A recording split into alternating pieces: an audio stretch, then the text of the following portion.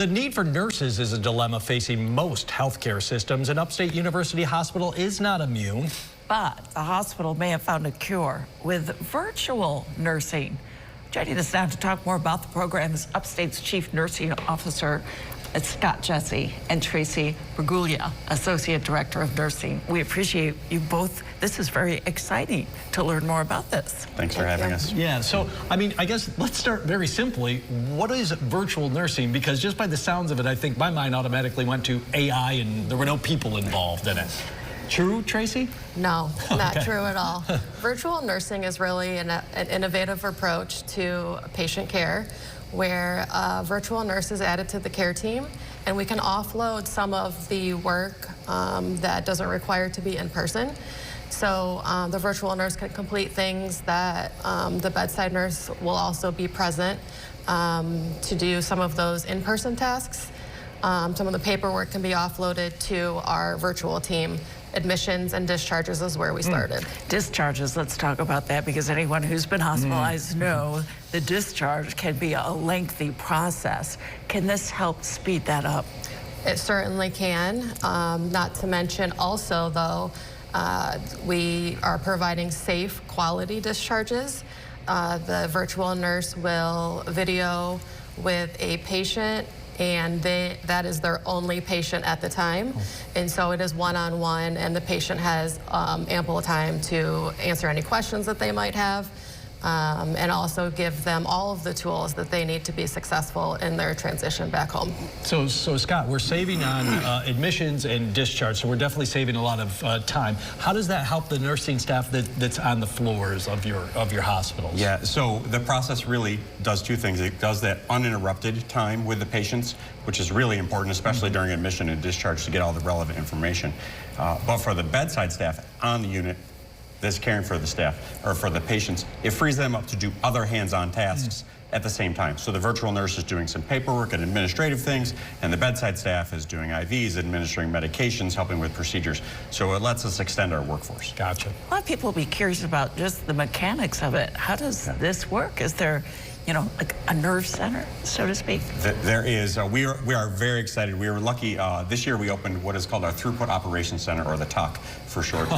It's out near Carrier Circle, and it's an incredible place.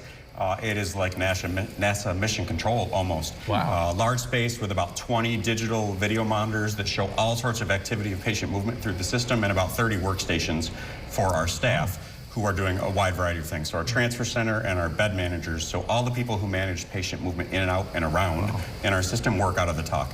Our virtual nurses work right there with them, which is really helpful for them because they're right with the people who are managing where patients are going and when they're going. Amazing system. So Tracy, do the patients, do their families, do they need to have any gear with them? Do you provide them with like an iPad or a tablet or something like that, or how does that work? So currently we are only asking that the patient use their own smart device, so whether they have a cell phone or a tablet of some sort.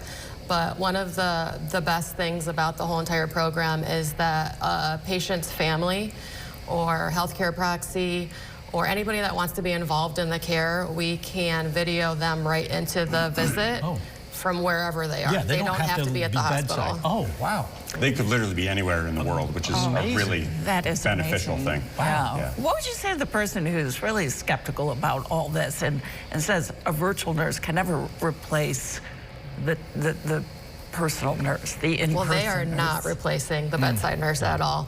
The care at Upstate, the nursing staff are magnet designated, and the care and the quality is still the same as it always has been. We're only supplementing and taking some of the burden off the bedside staff. So a patient might not even notice anything different really when they come in. You're still getting the same care in the emergency department.